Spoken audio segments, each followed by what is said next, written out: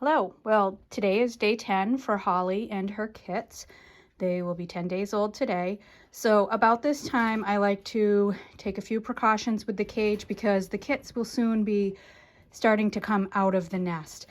And what's most important in the first few days is that they don't get out of the cage if there are gaps. Usually the bigger gaps would be along the bottom. So if you have gaps here, or the other thing that can sometimes happen is that they get their feet caught in the cage wire themselves, and if you don't find them soon enough, they may not be able to get back in the nest where they can stay warm. So there's a few things you can do to take precautions. I've already done this on this cage, but the first thing, and this should be done really before the kits are born so you're not disturbing the cage very much after birth, is to install baby saver wire along the bottom anywhere that you have gaps larger than, say, an inch. So my bottom front gaps are not that big, but the sides are wider. The sides are like 2.5, 3 inches before you install the wire. So this wire's been on for a little bit. You can see I've got the wire installed in the bottom, and that closes up those gaps on the bottom, makes it something small enough that the kits can't get out. The other thing that I like to do is line the bottom of the cage for the most part with some hay that's a little softer for them to run around on. Warmer if one should get caught outside and not make it in the nest. Hopefully at this point they can burrow down in the hay and stay warmer until I get out here and find them, because again, you know, rabbits are not like cats. They can't pick up their kits and take them back in the box like a cat would. So that's the other big thing that I do. And if you don't have or can't get a hold of the baby saver wire and you have larger gaps than you're comfortable with in the bottom, pack that hay up, and it will usually be enough to close up those gaps and keep them inside and keep them safe. Now, the one drawback to lining the cage with hay is that you do lose the gap space. So her manure won't be able to fall through. So it requires just a little bit more care and cleaning, not major, you know, just when you come out during the day. When you come out to feed, you might have to manually remove some of the manure and whatnot. But this is for a relatively short amount of time. It's no big deal. Definitely worth just a tiny bit of extra effort to keep the kits alive. So first thing I'm going to do is I'm going to move her water dish up. Now, the kits, once they are out, they'll be starting to nibble on food and water really quickly, like almost the day they get out, or within a few days, say by 2 weeks, they'll at least start nibbling. They're still taking their major nutrition from mom, so it's not like you need to feel like they have to get their nutrition from it, but it does start to get their bellies going, exposing their digestive systems to the same as what mom is eating and what they're getting through the breast milk. So one other thing to consider is this is not a time to start feeding treats or to make any changes to the feed. You want to keep the feed very consistent with whatever you've been feeding mom. So even if you're feeding a fresh diet or a diet that's been supplemented with sunflower seeds or anything else that you plan on keeping consistent in the grow outs diet, you need to keep it consistent now. And the reason for that is that rabbits very much rely on their probiotics and their gut health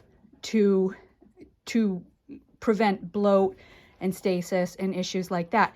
So the kits are getting their probiotics through the mother's breast milk, and then also she will start feeding them her Cecotropes, which are tiny little manure pellets. They're usually grouped together like a cluster of grapes stuck with like a mucousy shiny film. I know that sounds weird, but it's a rabbit thing, and the adults actually eat them as they produce them, and that's what keeps their own probiotic balance in their gut. So that's an important part of both the mother's diet and the kit's diet, and that's why you want a consistent diet, because her probiotics will be adjusted to whatever her feed is, and the kits need to be the same way.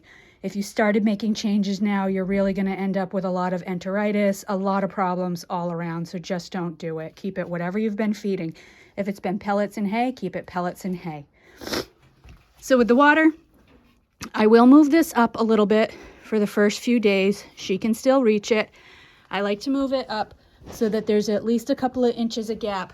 And that way, if a kit gets under there, they don't get stuck under there.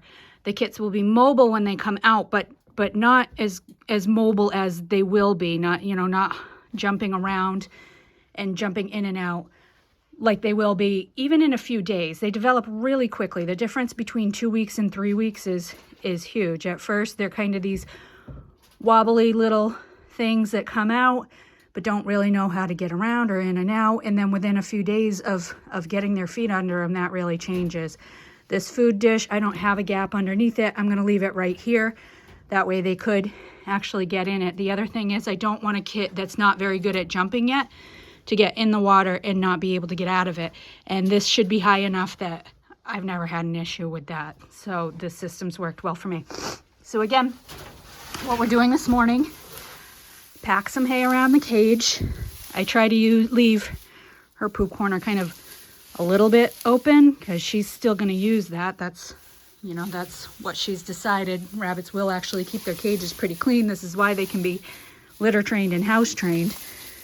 You can be generous with the hay. It's going to get packed down. She probably is apt to eat it, even though she's got a full rack of it here, just because that's the easier hay to get to. I like to pile it up nice and high in front of the nest box.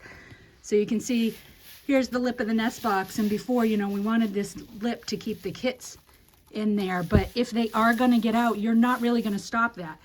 So what's more important is that they have something even enough that they can wriggle their way back in there. And again, pretty soon, within days, they're going to be hopping right in and out, even that gap. But in the meantime, we need to line this to keep them safe.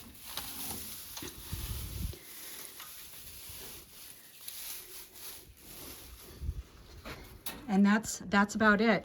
That's care for about the second week going into the third. You know, a lot of people are weaning their kits by 4 weeks old.